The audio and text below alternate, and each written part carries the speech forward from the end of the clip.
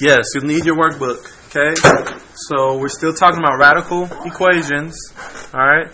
And you're going to have to take out your workbook and open up to page 166. Notes? Yes, our notes are going to be in our workbook today. Alright, this is page 166. And we're talking about graphing.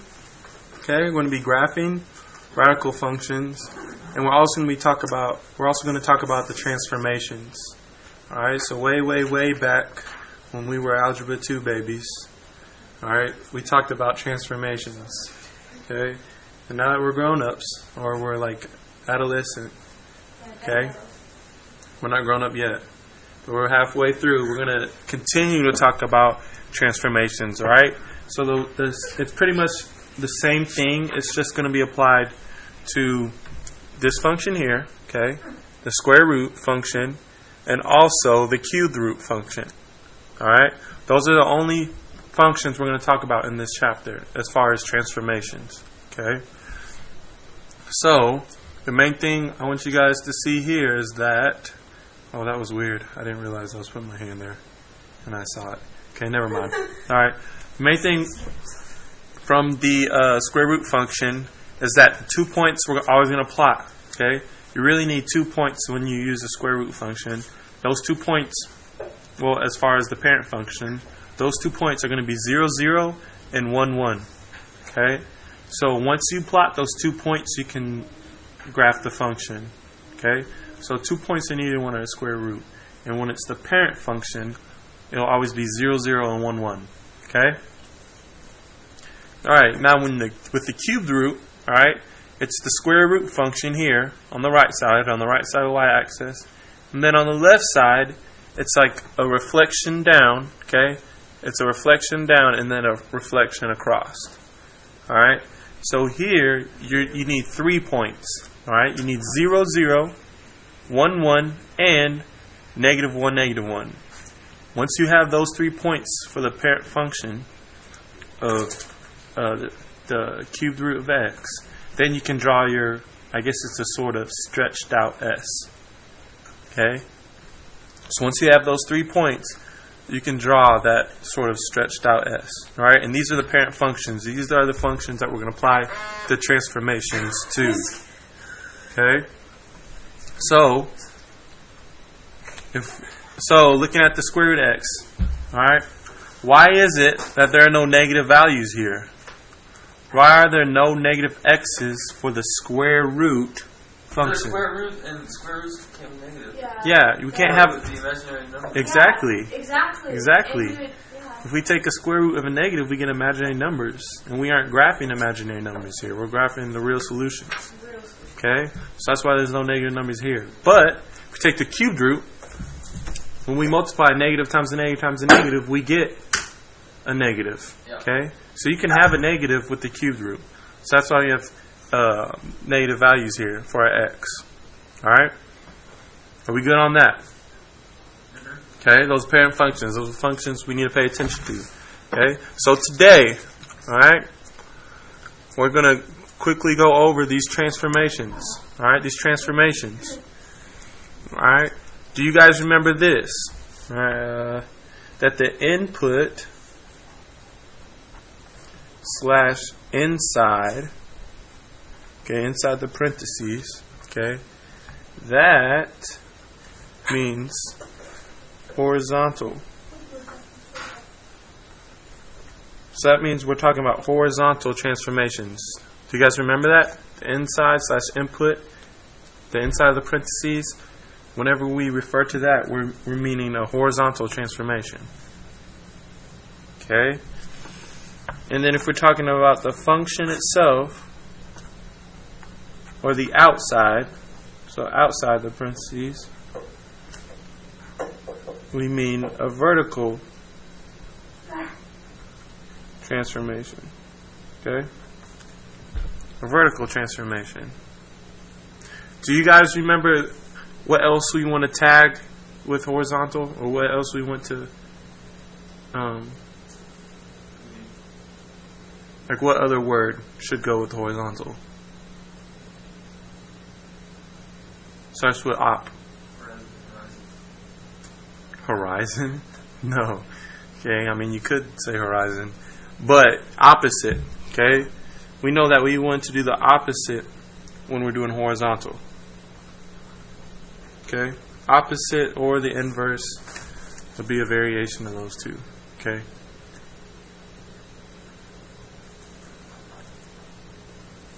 Those are the main things we want to remember. And this table here is a pretty good table. So whenever you're doing your homework, this is something that you can refer to. Okay? If you forget. So looking at your page, alright? Looking, this is on page 167. If we're looking at the horizontal translation, alright? It's happening inside. Okay, it's happening underneath the radical. So since it's underneath the radical, that means it's horizontal. And since it's horizontal, it means it's opposite. Okay? So x minus 2, we would normally think that means to the left 2. Okay? We're going negative 2, but we're doing the opposite. So instead, we're going 2 units to the right. You guys remember that? Yeah, you have to do the opposite. Yeah. Okay, so x plus 3, that means that instead of going to the right 3, we're really going to the left 3, since this is a horizontal shift. Okay?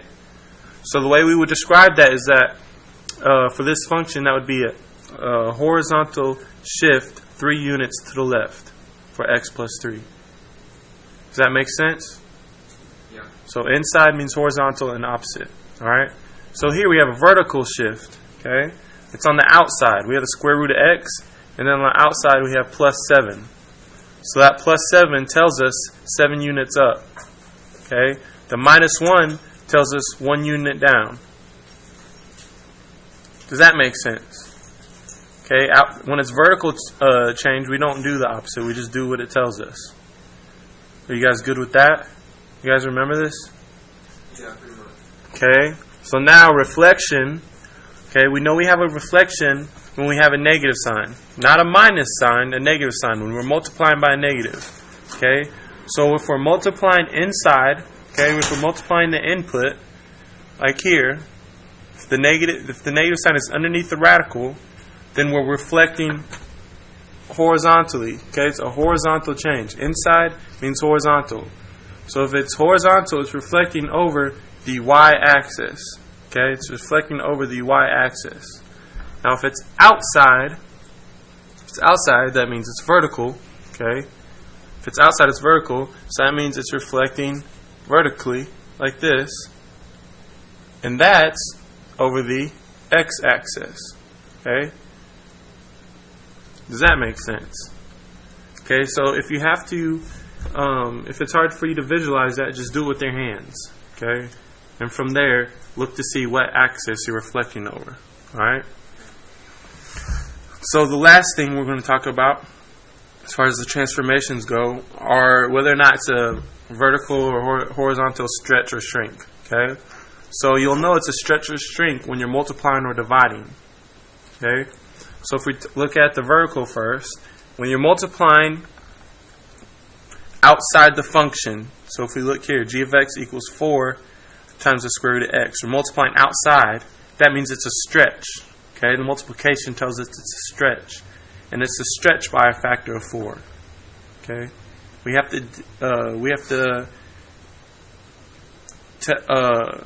say whether or not, or what the factor is. Okay, we don't just want to say it's a vertical stretch. That 4 here tells us it's by a factor of 4. So here, since it's division, it's no longer a stretch, it's now a shrink. Or we also call it a compression. Okay, so we got stretch, and then we have, this is kind of weird, shrink. Stretch, shrink. Stretch, shrink. Okay. So, division, shrink, multiplication, stretch. And then just say the factor. So just we got to determine what the factor is. So here it's a factor by 1/5, and here was a factor by 4. Okay? So when it's inside, right? The vertically, it was outside. When it's inside, when we're applying it to the input, okay, we're doing the opposite. So here, normally 3x, we would think stretch.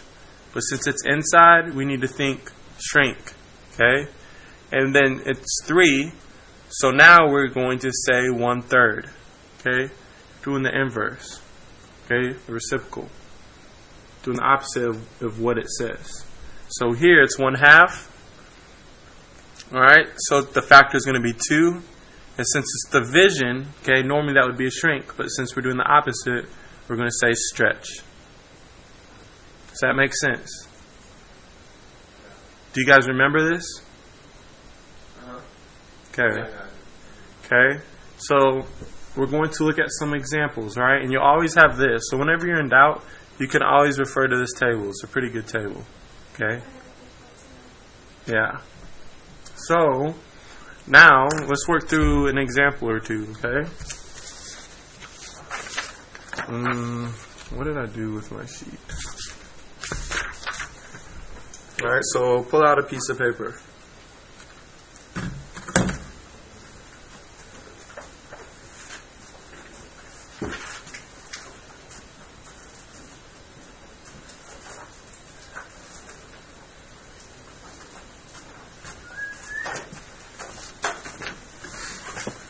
Okay, you should have a piece of paper ready.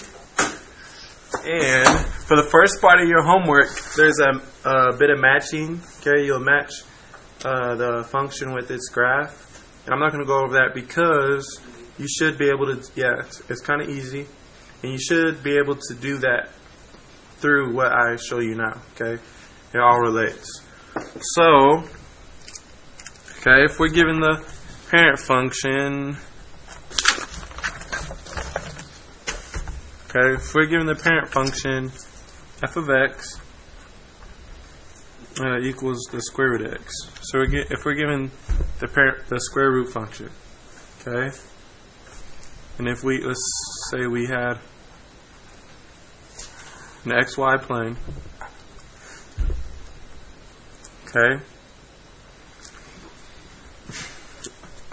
what are the 2 points needed to graph the parent function? What did we say those were? The origin, 0, 0. And then what was the other point? What was the second point? We needed, yeah, 1, 1. 1, 1. Okay? And then once we plotted those two, we could draw the function. Okay? So here we have 0, 0 and 1, 1. Okay? So that's the parent function. So now we're going to apply a rule to it, or we're going to apply a transformation. That transformation, or that rule, g of x, is going to be square root of x plus 2 minus 3. Okay? X plus 2 minus 3. And we want to describe this transformation. Okay? We want to describe it in English with words. Alright? So if we want to describe it with words, we're just going to pretty much... So left 2 units. Okay, so you said left 2 units. Alright, so you were looking at the inside. So you know it's horizontal because it's on the inside. And then we do the opposite. So if it's plus 2, we want to go to the left 2. So the way you say that is a horizontal shift.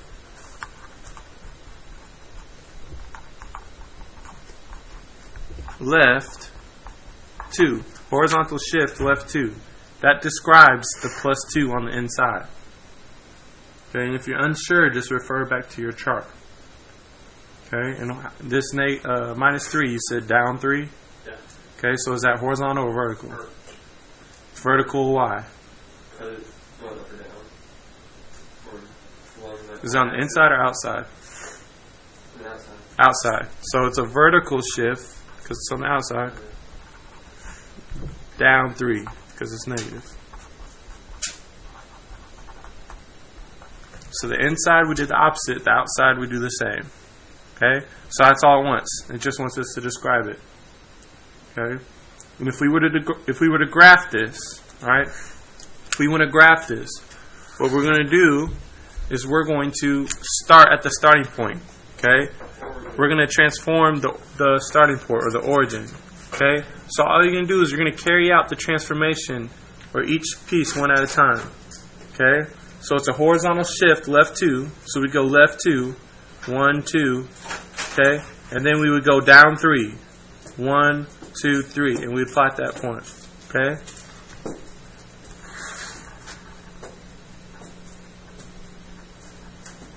Okay, we want left 2, down 3. And that is the starting point.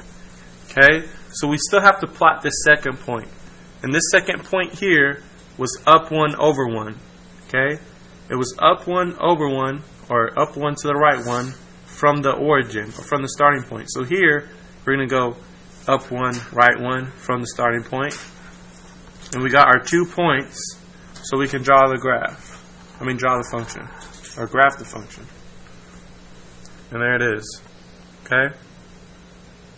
That's the transformation. It's not perfect. I understand that. Don't judge me. Okay? Are you guys good on this?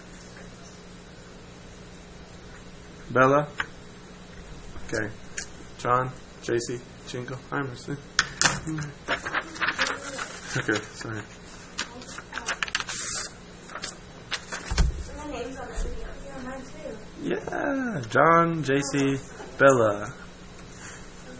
They're in my class, and they get embarrassed when I say their names. Right now they're mugging me, and they just threw a couple tomatoes at my face.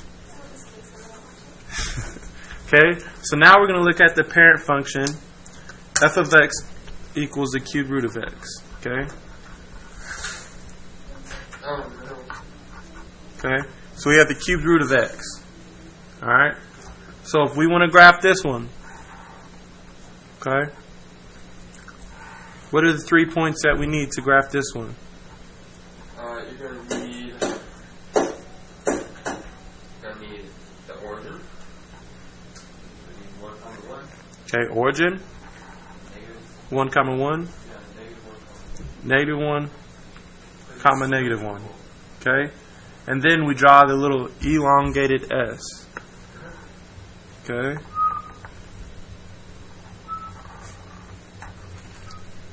Something like this. Okay? So that's the parent function, alright, of the cube root of x. So now we're going to apply this transformation, or this rule. Okay, the rule for this The rule for this transformation is negative cube root of x, or the cube root of 2x. Okay?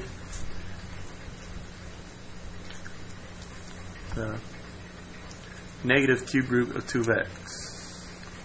Alright? Now, who can describe one of the pieces to this in English? With words. Bella, describe one piece. They can't hear you, don't worry. As you say that?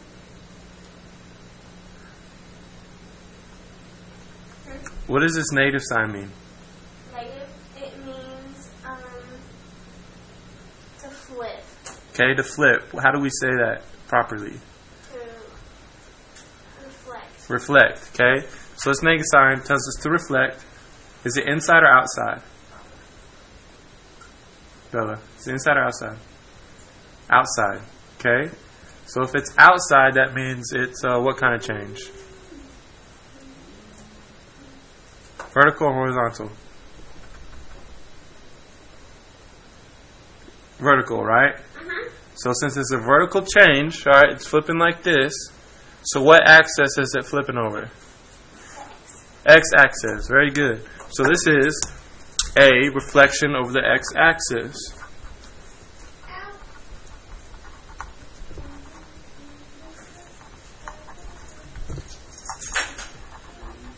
So there's a reflection of the x-axis here. Okay, we're describing this rule. Alright, what about the inside?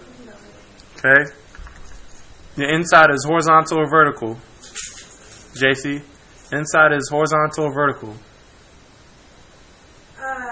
It is horizontal. So Okay, and if it's horizontal, is it the same or opposite? opposite. Okay, so instead of 2, this should be a what?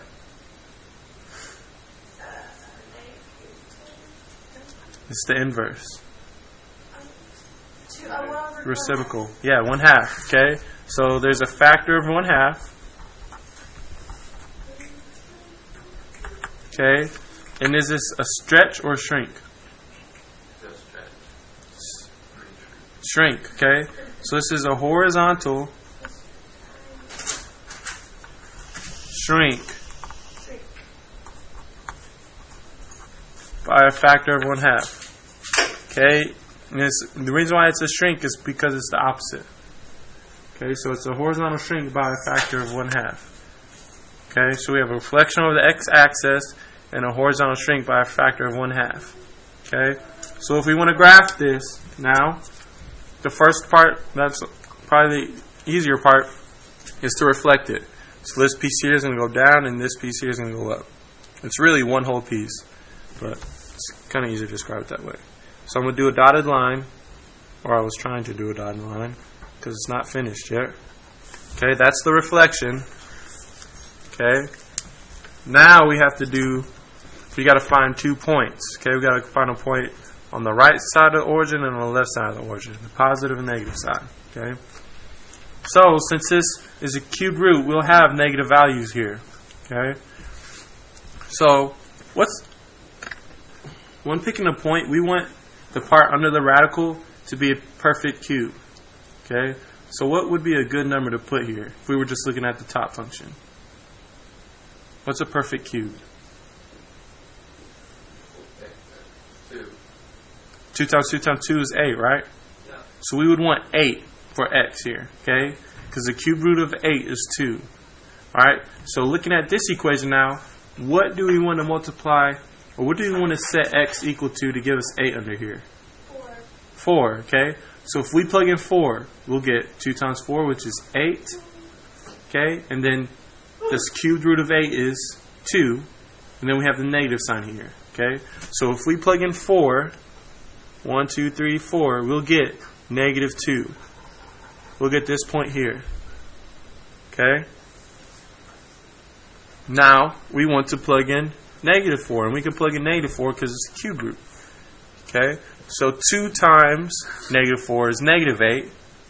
The cubed root of negative 8 is negative 2. Negative 2 times negative 2 times negative 2 is negative 8. And if you have a negative 2, that's positive 2. So if we plug in negative 4, 1, 2, 3, 4, we get positive 2.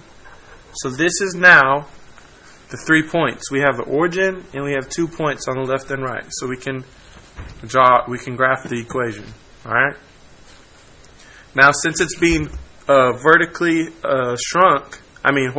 shrunk, okay, it's going to be squeezed together so that it's going to be steeper. What was that? Okay, so if we draw it, it's going to be steeper than the previous one. Okay, it's going to change at a faster rate. So it looks something like that. Okay? Does this make sense? So we have to be able to describe what's happening with words, alright? And then just graph that transformation. So apply what you've written.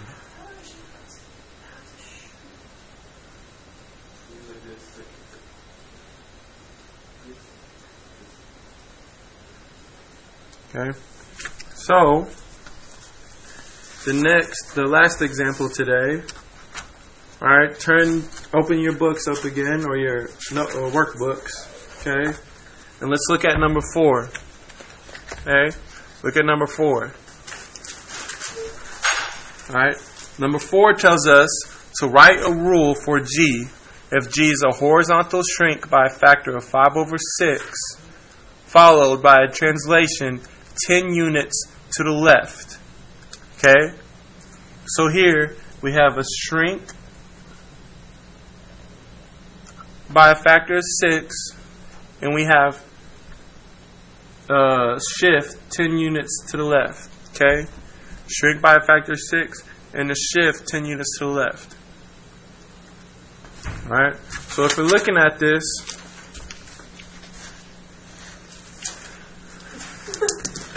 we want to write a rule. Okay? So before we were writing it in English, now we're writing the English in math. If that makes sense. So our starting function is f of x equals the cubed root of 15x plus 1.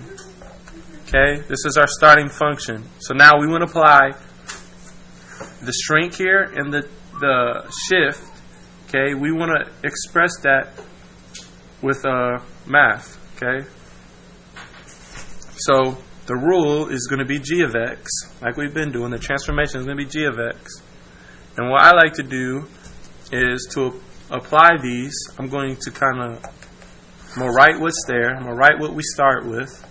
Okay, so we start with 15, the cube root of 15x plus 1.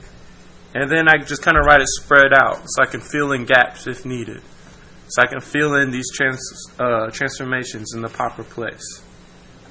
Okay. So, which one do you guys want to start with? The shrink or the shift?